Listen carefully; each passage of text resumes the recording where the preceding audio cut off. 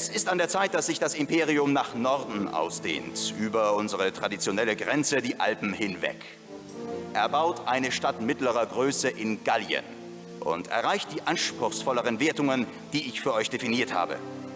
Ihr werdet auf keinen bewaffneten Widerstand treffen und müsst daher keine Verteidigungsanlagen bauen. Allerdings lebt bereits ein kleiner Stamm von Eingeborenen in eurer neuen Provinz. Diese Barbaren werden euch keinen Ärger bereiten, solange ihr euch von ihrem Dorf fernhaltet. Benutzt die Spezialkarte Risiken, um zu sehen, welches Gebiet sie für sich beanspruchen.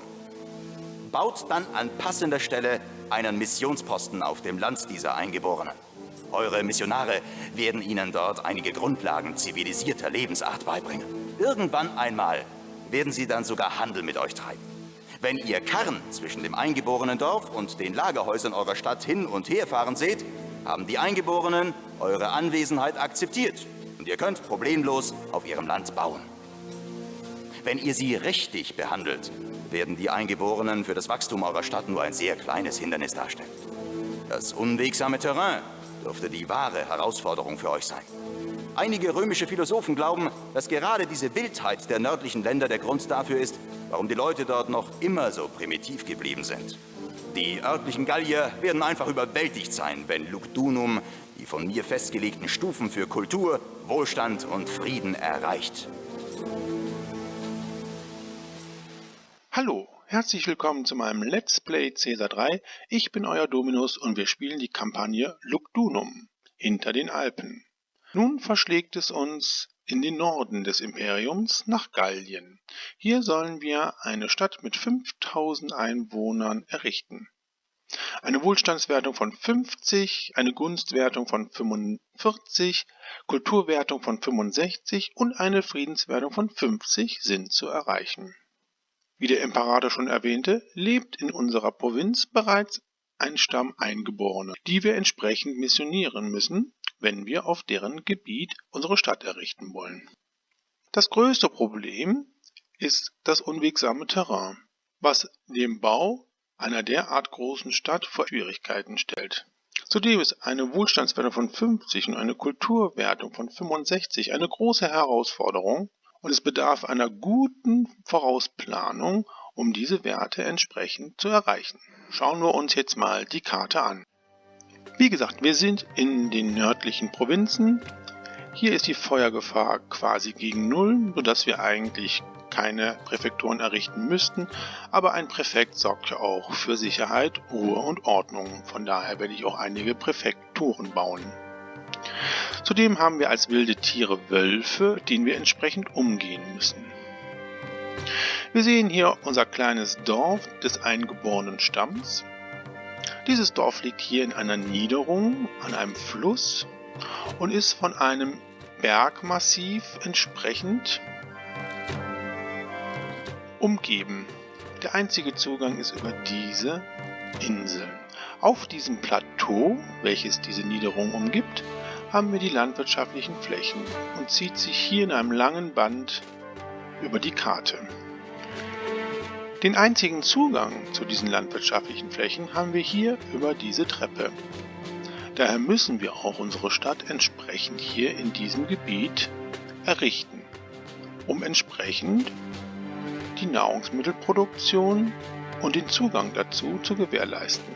Wir haben hier auf dieser kleinen Halbinsel ebenfalls noch eine kleine landwirtschaftliche Fläche, die für das Erstbesiedeln der Karte reicht. Gut, schauen wir mal, was wir entsprechend produzieren können.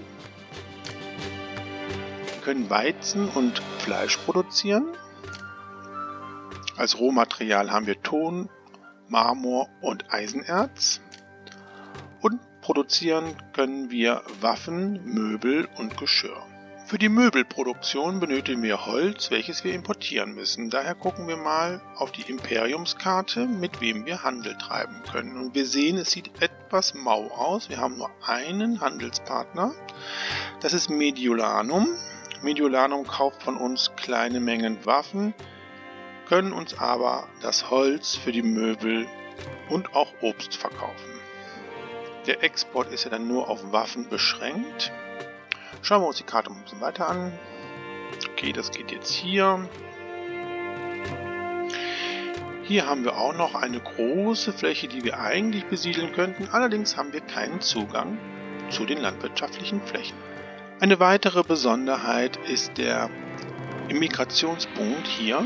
Der Weg, den unsere Siedler und auch unsere Handelspartner gehen müssen, um unsere Stadt zu erreichen, ist ziemlich lang, nämlich hier diese Straße, hier über die Stufen,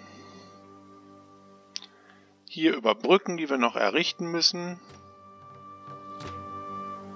um dann hier entsprechend unsere Stadt zu erreichen. Das ist ziemlich lang und das muss man bei der Stadtplanung entsprechend berücksichtigen. Aus diesem Grund werde ich direkt hier an diesem Immigrationspunkt einen kleinen Handelsposten aufbauen, wo wir direkt Waffen verkaufen können. Unsere Handelspartner müssen dann nicht so weit gehen und können sofort entsprechend kaufen und verkaufen.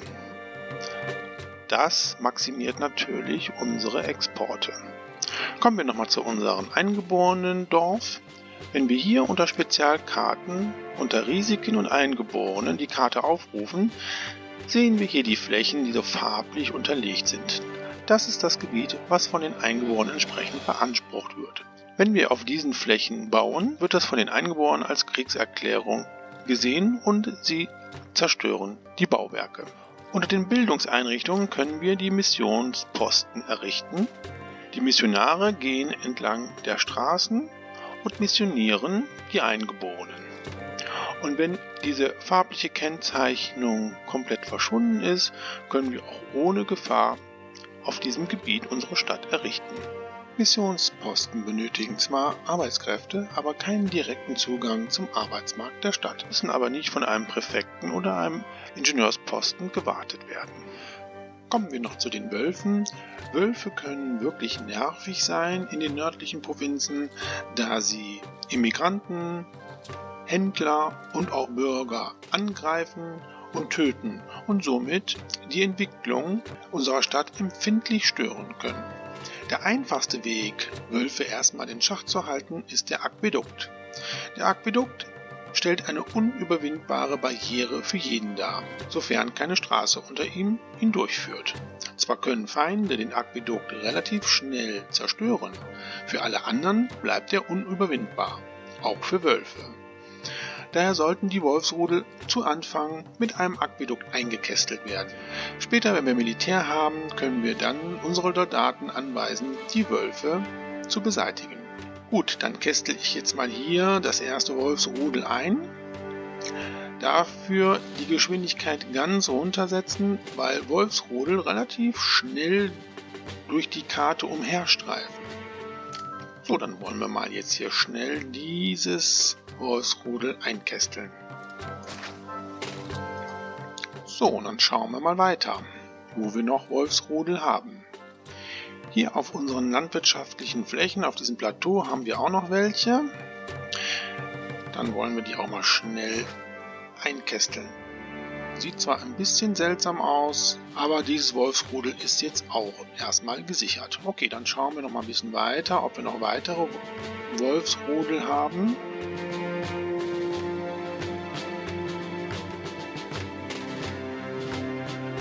So wie es ausschaut, sind das die einzigen zwei. Gut, was ist jetzt der Plan? Wir werden hier ein Wohngebiet errichten und auch hier. Beide Wohngebiete können wir hier entsprechend mit Nahrungsmitteln versorgen.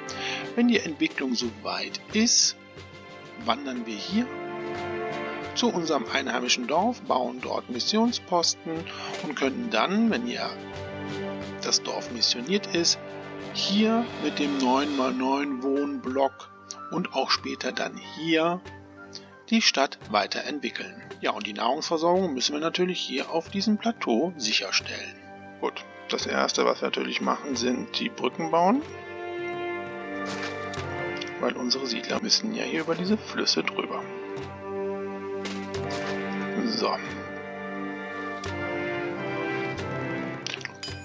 So, wir haben jetzt hier unseren kleinen Handelsposten eingerichtet. Das Lagerhaus habe ich für Waffen eingestellt. Und sobald die ersten Waffen hier im Lagerhaus sind, kann ich mit dem Handel beginnen. So, dann errichten wir jetzt hier unsere erste Siedlung.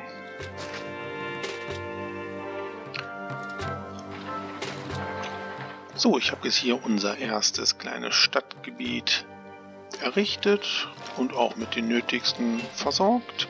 Habe hier schon 3 Weizenfarmen und hier das Silo. Und hier haben wir auch noch eine zweite kleine Siedlung errichtet. Dann warten wir jetzt mal, bis die ersten Siedler unsere Stadt erreichen. Wie gesagt, es dauert ziemlich lange, da der Weg relativ weit ist. Die Geschwindigkeit mache ich jetzt mal wieder auf 70 und stelle beim Arbeitsberater die Prioritäten ein. Hier sehen wir jetzt unsere Neubürger, wie sie sich auf den langen Weg machen, um unsere Stadt zu erreichen. Hier geht es jetzt weiter und jetzt muss es hier über die Stufen gehen.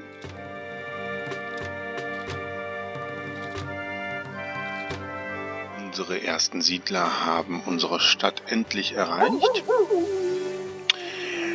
Da wir eine Wohlstandswertung von 50 erreichen müssen, versuche ich nun die kleinen, kaum entwickelten Siedlungen im Bereich der Farmen und der Produktionsbetriebe zu vermeiden, da diese in ihrer Entwicklung die Wohlstandswertung negativ beeinflussen.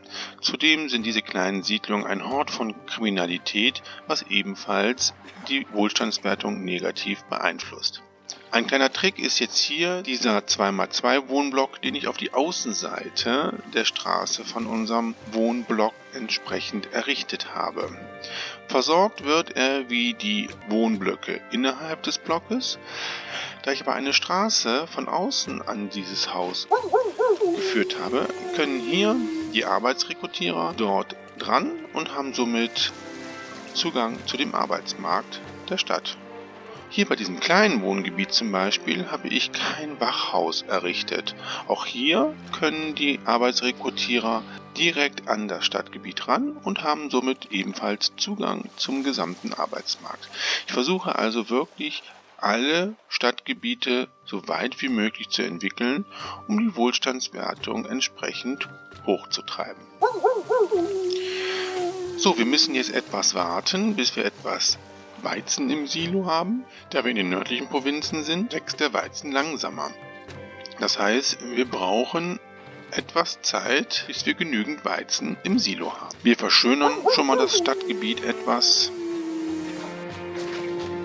Wie gesagt, es braucht einige Zeit, bis die Siedler unsere Stadt erreicht haben. So, wir haben jetzt 800 Einheiten im Silo. Ich werde jetzt doch schon einen Markt bauen, damit die Entwicklung schon schneller voranschreitet, weil wir müssen dringend Tempel bauen. Unsere Gottheiten sind nämlich gereizt, so wie wir das jetzt hier sehen. Und ich warte jetzt, bis die erste Entwicklung beginnt. Ja, mit den Siedlern, die jetzt kommen, werde ich jetzt schon mal Tempel errichten. Wichtig ist auch hier schon eine Brücke zu errichten, damit wir nachher überhaupt Zugang zu diesem großen Gebiet hier bekommen. Ja, alle Arbeitsstellen sind besetzt. Das heißt, dass in unserem kleinen Handelspost schon die ersten Waren für den Export bereitstehen. Also öffnen wir die Handelsroute nach Mediolanum. Wir werden dann allerdings im Minus sein, aber der Imperator gibt uns ja noch einen kleinen Kredit. Und außerdem exportieren wir ja jetzt auch schon direkt. Ihr habt diese Gelder ziemlich schnell ausgegeben. Versucht zumindest mit diesem Geld etwas länger auszukommen. Ja, das werden wir. Gut, dann bauen wir noch ein paar Farmen.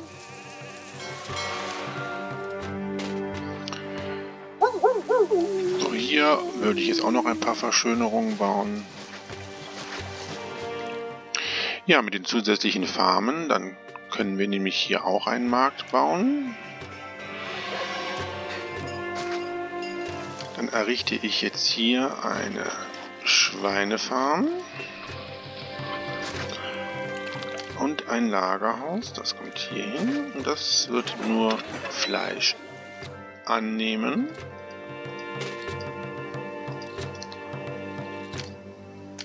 Und das Silo wird kein Fleisch annehmen. Warum? Das werdet ihr nachher sehen. Ein Fest können wir jetzt auch abhalten. Und zwar fangen wir an mit Ceres. Gottheiten sind entzückt. Das sieht gut aus. Ja, dann würde ich vorschlagen, errichten wir die ersten Kulturgebäude, eine Schule und ein Theater mit der entsprechenden Künstlerkolonie. Ich baue hier noch ein bisschen was um. Den Tempel werde ich hierhin errichten. Und dann setze ich hier schon eine Bibliothek hin.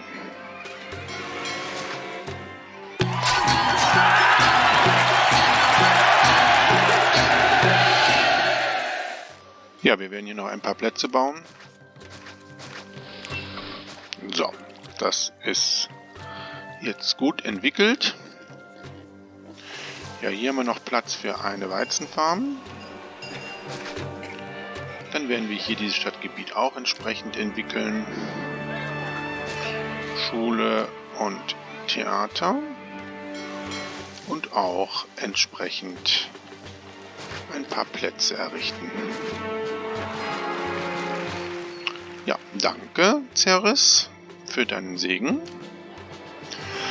So, und mit dem Bevölkerungsschub, den wir jetzt durch die Entwicklung bekommen, werden wir unsere Missionsposten errichten. So, unser kleines Dorf wird jetzt entsprechend missioniert. Achtet darauf, dass dieses Gebäude von dem Einheimischen nicht an eine Straße angeschlossen ist und somit nicht bekehrt werden kann. Also bauen wir hier noch eine Straße ein, gehen auf Spezialkarten und errichten jetzt mal 2 Missionsposten. Einen hier und einen dort. Und dann schauen wir mal, wie hier die Entwicklung ist. Da geht er jetzt raus, der Missionar. Und wir sehen, da wo er entlang geht, verschwinden diese farblichen Felder. So, es kann jetzt sein, dass wir doch noch einen Missionsposten bauen müssen. Gut, ja, das sieht ja ganz gut aus. Dann können wir in der nächsten Entwicklung hier das erste große Stadtgebiet errichten. So, wir sehen hier jetzt den Karrenträger oder den Händler von dem eingeborenen Dorf. Das heißt ja, dass jetzt die Eingeborenen uns akzeptiert haben und mit uns Handel betreiben werden. Er wird jetzt zu dem Lagerhaus gehen, was Ware für ihn zur Verfügung hat. Und das sieht wohl aus, dass er wirklich zu dem Handelsposten am Immigrationspunkt gehen will. Naja, da hat er ja noch einen kleinen Weg vor sich. Gut, als nächstes werden wir unsere Geschirrproduktion errichten. Das machen wir hier.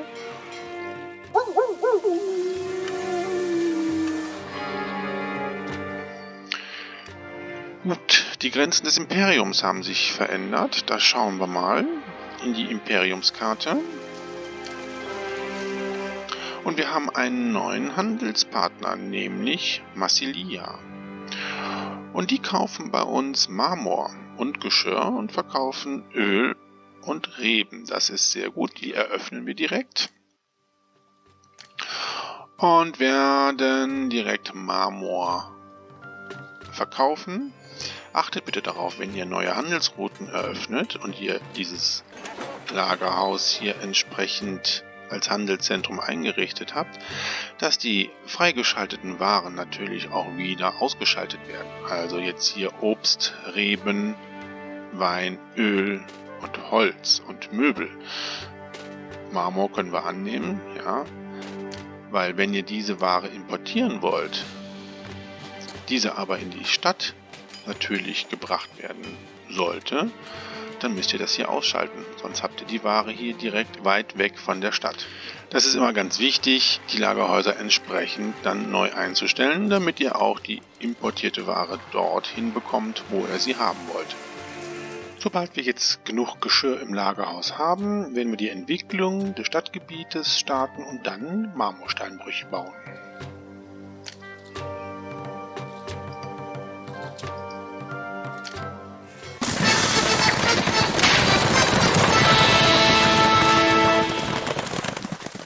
Das ist der Grund, warum ich Fleisch nicht im Silo, sondern direkt im Lagerhaus gelagert habe, da ich wusste, dass der Imperator Fleisch fordert. Zudem brauchen wir bei diesem Stadium der Stadt noch keine zweite Nahrungsart. Von daher können wir die Forderung schon direkt losschicken. Ich glaube, wir brauchen nicht auf Geschirr zu warten. Es wandern immer noch neue Bürger ein. Ich werde jetzt einen Marmorsteinbruch schon bauen. So, dafür rode ich mal hier ein bisschen und errichte den Marmorsteinbruch. Ich glaube, ich errichte direkt 2. So sollten wir, was unsere Stadtkasse betrifft, eigentlich keine Probleme mehr haben. Solange wir noch nicht genügend Geschirr im Lager haben, könnten wir ja ein Fest feiern. Und zwar jetzt Merkur. Ja, unsere Gottheiten möchten schon ein bisschen mehr Aufmerksamkeit haben.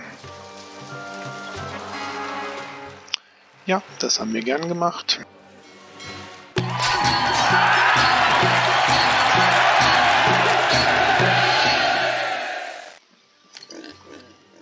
Nun haben wir etwas Geschirr im Lager. Starten wir jetzt die weitere Entwicklung. Geschirr freigeben. Ja, für die Entwicklung brauchen wir natürlich auch noch ein Badehaus. Das habe ich ganz vergessen. Und natürlich hier auch.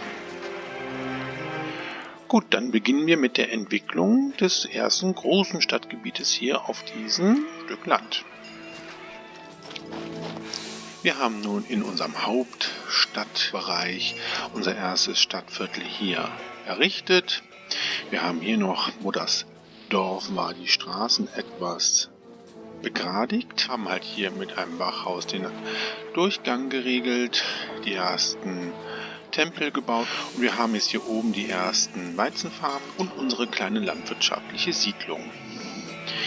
Ich habe hier, wie gesagt, die Reservoirs entsprechend errichtet, habe die jetzt hier so platziert, dass hier oben auch entsprechend Brunnen funktionieren und werde jetzt hier um diese kleine Siedlung natürlich auch Kulturgebäude errichten, damit wir hier eine Entwicklung haben. Hier ist das Hauptsilo, welches den ganzen Weizen annimmt, den wir hier produzieren, und Überschüsse können dann in dieses Silo transportiert werden. Ja, dann würde ich sagen, starten wir die weitere Entwicklung und ich würde jetzt die ersten Märkte bauen, um die Stadtgebiete entsprechend zu versorgen. Unsere Stadtgebiete haben sich jetzt schon sehr gut weiterentwickelt. Mit den Märkten und der Nahrungsmittelversorgung haben wir jetzt hier schon das kleine Haus. Jede Menge Bürger sind schon in unsere Stadt jetzt wieder eingezogen. Wir haben hier unsere Nahrungsmittelversorgung weiter aufgestockt. Hier haben wir jetzt 3 Schweinefarmen und hier ist das Silo nur für Fleisch. In unserem kleinen Handelsposten habe ich die Waffenproduktion und auch die Marmorproduktion entsprechend erweitert. Der Imperator hatte schon wieder eine Forderung, 10 Einheiten Fleisch. Das haben wir genügend in unserem Lagerhaus. Das können wir sofort wegschicken. Unsere Gottheiten sind alle zufrieden. Ein neues Fest für Venus, das wäre jetzt, glaube ich mal, das Richtige. Für eine gute Stimmung sorgen. Ja, und dann würde ich sagen, können wir auch schon Wohngebiete in der Schule entsprechend versorgen und einem Theater. Ich denke aber, dass wir dann dafür hier in dem neuen Gebiet eine Künstlerkolonie errichten müssen.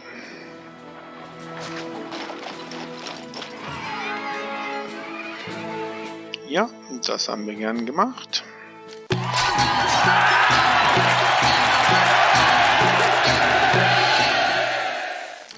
Wir haben hier ein interessantes Phänomen bei Caesar 3. Diese kleine Siedlung hat keinen Zugang zum Markt, hat aber trotzdem Nahrungsmittel.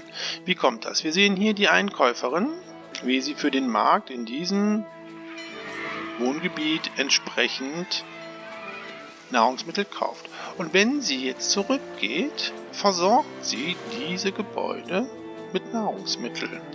Also Wohngebäude, die in der Nähe von Silos errichtet worden sind, werden automatisch von den Marktfrauen, die im Silo Nahrungsmittel einkaufen, entsprechend mit diesen versorgt.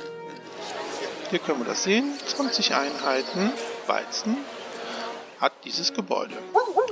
Gut, beginnen wir mit der Geschirrproduktion. Dafür baue ich hier ein Lagerhaus und stelle es für Geschirr ein.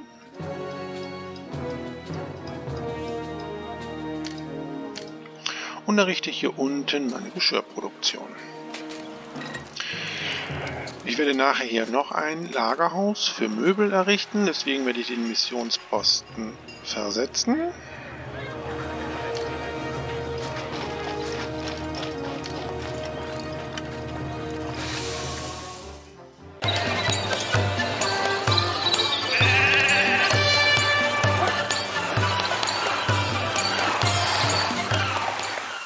Ja, das sieht doch ganz gut aus. 2000 Einwohner haben wir. Da habe ich ganz vergessen, die Farm anzuschließen.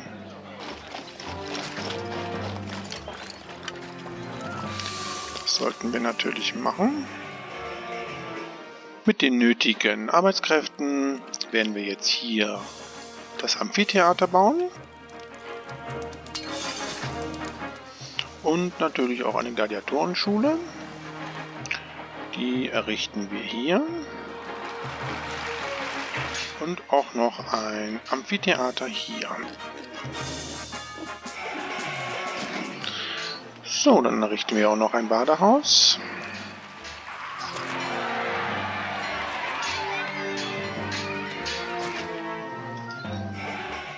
Und einen zweiten Markt. Und wir errichten hier auch nochmal ein zweites Silo für Weizen.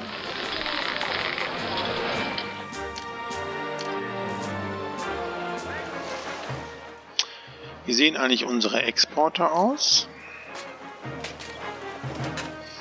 Ja, Waffen haben wir fast das Maximum erreicht. Und Marmor. Oh ja, Marmor können wir aber noch relativ viel verkaufen. Ja, immer wieder darauf achten, dass wir genug Nahrungsmittel produzieren. Wir erweitern das mal hier. Ja, unsere Entwicklung ist sehr gut. Dann können wir jetzt hier, glaube ich, auch das Amphitheater ebenfalls bauen. Und auch hier werden wir eine Gladiatorenschule errichten.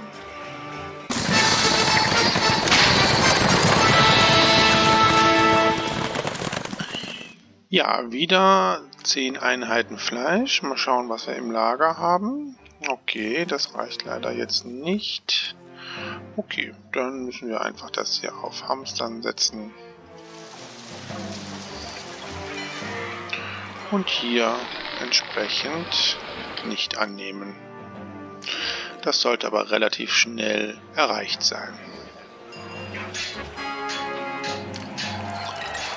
Gut, dann schicken wir das Fleisch weg und dann können wir es auch wieder freigeben.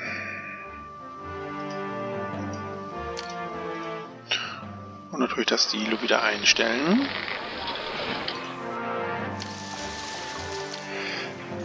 Ja, als nächstes würde ich gerne das nächste Stadtgebiet aufbauen und mit der Möbelproduktion beginnen. Allerdings würde ich gerne hier die Wölfe jetzt entfernen.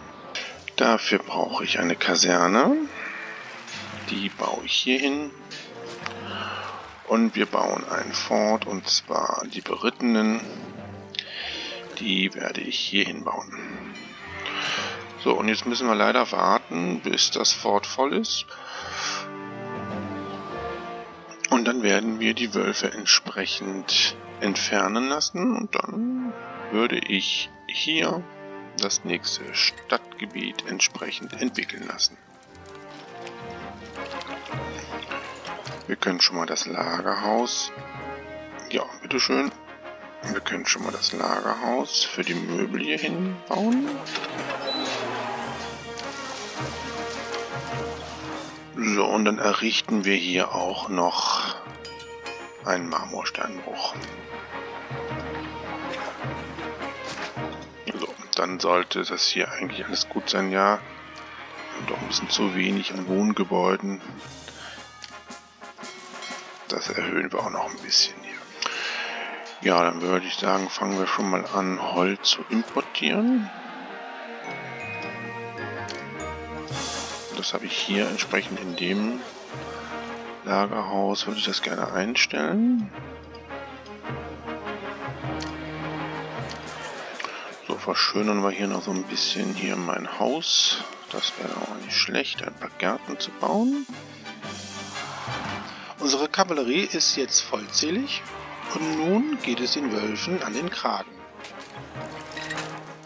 So, unsere Reiter haben Aufstellung bezogen, dann reißen wir jetzt ein Stück des Aquäduktes ein und unsere Wölfe greifen auch sofort schon an. Ja, dieses Wolfsrudel ist jetzt Geschichte, aber man kann sehen, von unseren 16 Kavalleristen sind nur noch 10 übrig, das heißt Wölfe können auch ganz schön hartnäckig sein. Okay, dann schicken wir die jetzt erstmal zurück zum Fort, die sollen sich erstmal wieder regenerieren. Unser neues Stadtgebiet habe ich jetzt hier entsprechend errichtet. Unser Fort mit den Kavalleristen ist wieder gefüllt. Ja, wir können jetzt mehr an Öl importieren. Das benötigen wir aber jetzt noch nicht.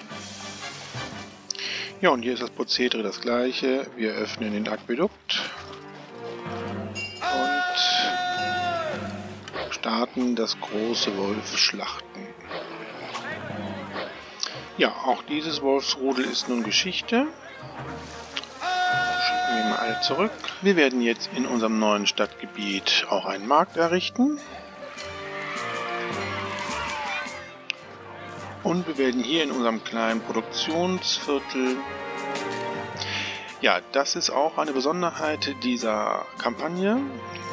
Immer wieder gibt es Erdrutsche, die die Handelswege entsprechend blockieren. Und es dauert dann immer mehrere Monate, bis die Händler wieder in unserer Stadt sind. Das heißt, der Ex- und Import ist immer etwas unterbrochen. Das ist ziemlich ärgerlich, besonders weil wir auf das Holz angewiesen sind, was wir für unsere Möbelproduktion brauchen. Ja, wir haben genug Arbeitskräfte. Ich werde jetzt die Möbelproduktion starten und habe hier ja schon das Lagerhaus, werde jetzt die Möbel entsprechend hamstern und werde auch die Möbel erst dann freigeben, wenn das Lagerhaus richtig randvoll ist. Ja, die Nahrungsversorgung ist, glaube ich, ganz gut. Der eine Markt hat jetzt hier entsprechend Weizen gekauft, aber dieses Silo ist voll. Und dieses auch.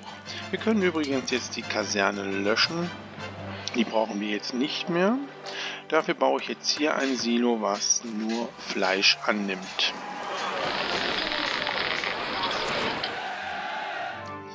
Ja, ich denke mal, wir werden unsere erste Akademie bauen. Das werden wir hier machen.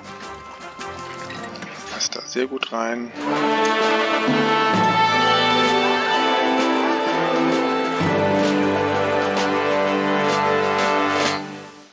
Ja, 3000 Einwohner haben wir schon erreicht.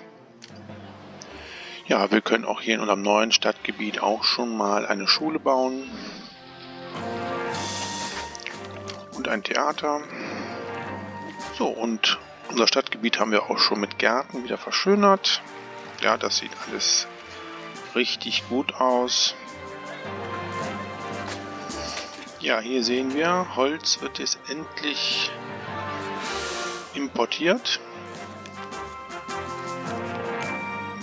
Schauen wir uns mal beim Bildungsberater die Versorgung an. Ja, Schulen und Akademien ist durchschnittlich. Das könnten wir jetzt mal ein bisschen verbessern, indem wir noch mehr Schulen bauen.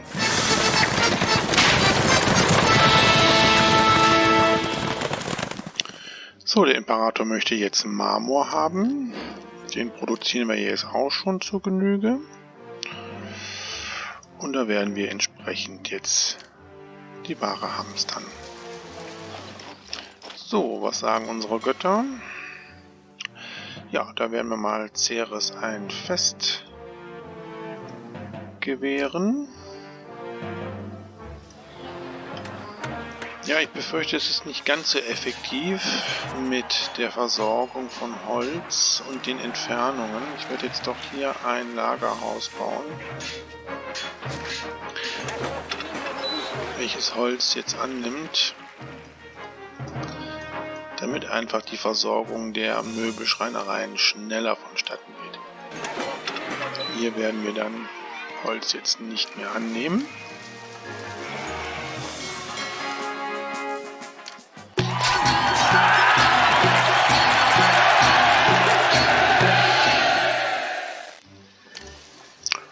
Gut, Marmor können wir losschicken.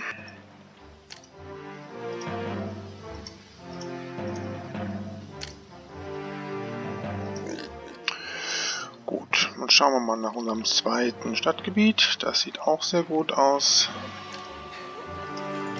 Da können wir hier mal ein bisschen verschönern. Gut, ja, und dann bauen wir direkt die restlichen Parzellen.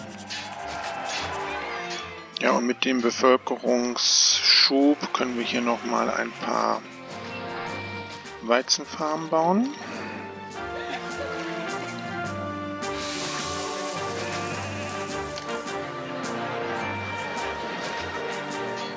Wir haben jetzt hier unser drittes großes Stadtgebiet schon mal vorgeplant. Wir werden es allerdings jetzt noch nicht besiedeln, weil wir jede Menge Arbeitskräfte haben, wo wir jetzt erstmal entsprechende Arbeitsstätten errichten müssen. So kann ich hier zum Beispiel schon mal Barbiere bauen. Ja, das mit dem Holz ist hier definitiv jetzt besser in diesem Lagerhaus. Ich glaube, 3 Möbelschreinereien reichen. Ja, schon wieder ein Erdrutsch, aber wir haben genügend Holz im Lagerhaus. Gucken wir nochmal nach den Gottheiten.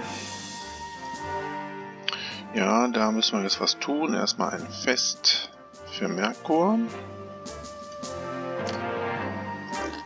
Und dann bauen wir nochmal Tempel. So, ich habe hier wieder so einen 2x2 Block wieder nach außen gesetzt, um hier besseren Zugang zum Arbeitsmarkt zu gewährleisten. Ja, ich denke, das sieht alles sehr gut aus. Das Lagerhaus ist gleich voll mit Möbel. Dann werden wir entsprechend die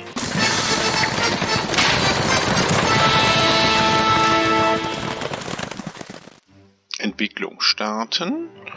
Ja, und 10 Einheiten Marmor sollte für den Imperator auch kein Problem sein.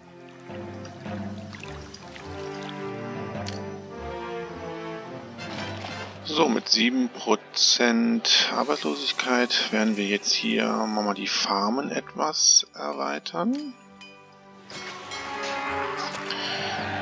Ja, das ist ziemlich nervig, aber gehört halt jetzt zu dieser Kampagne.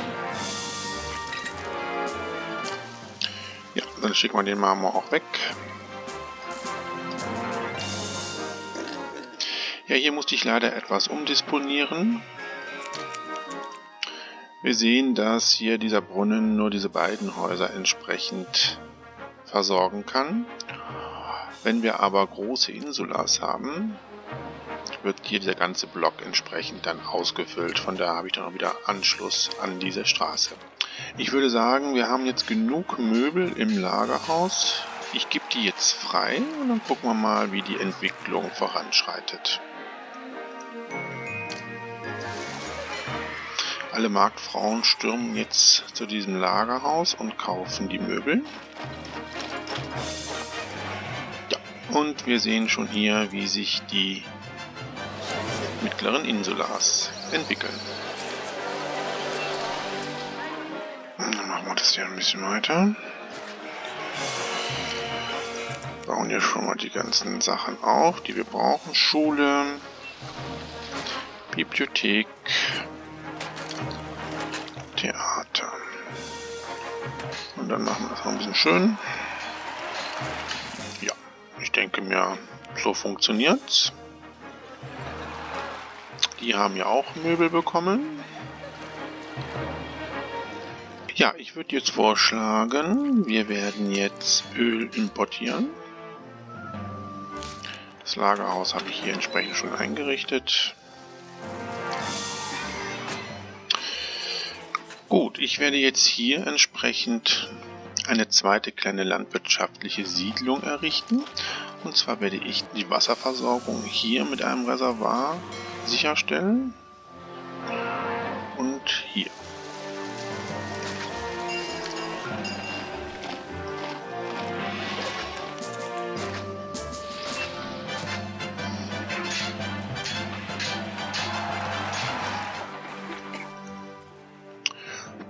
Gut, dann schauen wir mal, was wir für die Kulturwertung weiterhin noch brauchen. Aktive Schulen brauchen wir. Gut, können wir hier noch eine hinbauen. Ja, und das erste Öl ist auch schon importiert worden. Wir sehen, wir haben jetzt hier die großen Insulars. Baue ich mein erstes Kolosseum. Und zwar genau hier rein. Und natürlich dann noch ein Löwenhaus. Und das kann ruhig hier hin.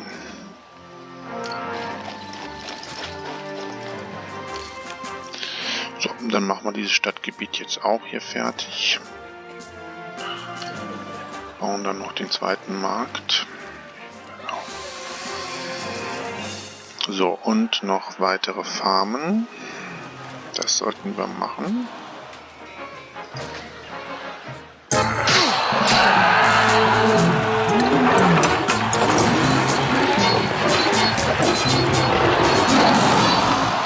Ja, wir sehen, wie schnell Lebensmittel dann auch weg sein können, wenn wir jetzt so einen Bevölkerungsschub haben.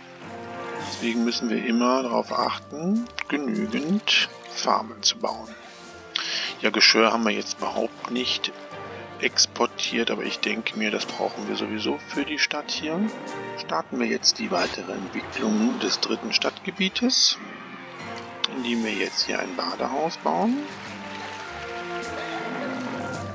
Und ein Barbier und natürlich ein Amphitheater. Ja, vielen Dank. So, verschönern tun wir das direkt auch. Ja, gern geschehen. Und wir sehen, dass auf einmal jetzt in allen 3 Stadtgebieten herrschaftliche Insulars sich entwickelt haben. Das sollte jetzt die Wohlstandswertung nach oben führen. So, hier muss auch noch ein Barbier hin, damit sich die entwickeln können.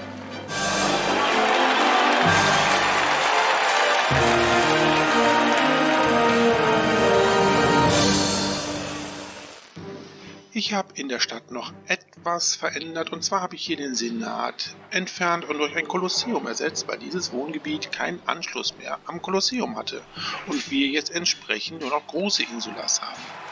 Ja, und jetzt haben sie wieder Zugang und wir haben wieder unsere herrschaftlichen Insulas. Den Senat habe ich dann jetzt hier im Zentrum unserer Stadt errichtet und habe natürlich dementsprechend Gebäude wieder umplatziert wie unsere Tempel. Die sind dann jetzt hier in diese kleine landwirtschaftliche Siedlung gewandert. Ja, und wie gesagt, das Zentrum selber habe ich jetzt noch ein bisschen aufgehübscht und noch ein bisschen umgeplant, sodass wir jetzt hier auch eine schöne repräsentative Mitte haben. Ja, schauen wir uns noch mal kurz die Wertungen an. Ja, bei der Kulturwertung müssen wir noch ein paar Punkte zulegen. Allerdings sind noch einige Kulturgebäude nach meinem Umbau nicht mit Arbeitskräften besetzt. Und sobald diese aktiv sind, sollte die Kulturwertung allerdings auch erreicht sein. Wohlstand, Frieden und Gunst haben wir entsprechend erreicht.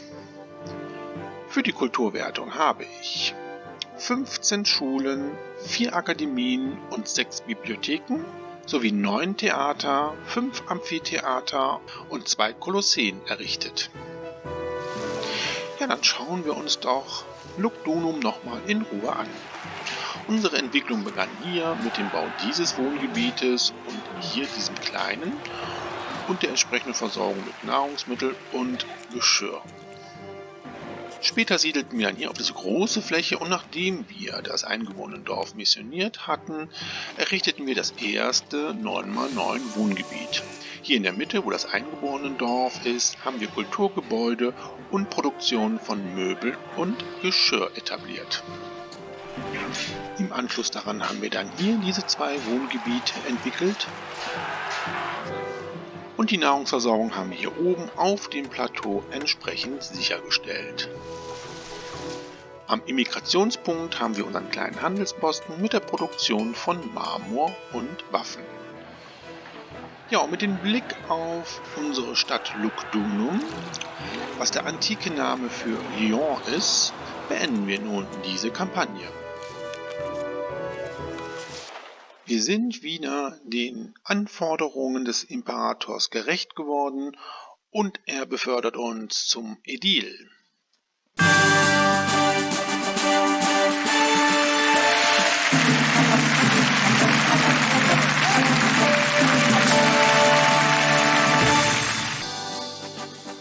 Die Art, wie ihr die Gallier in Lugdunum behandelt und die Pracht dieser schönen Stadt sind gute Vorzeichen für Roms Expansion in die Wildnis des Nordens.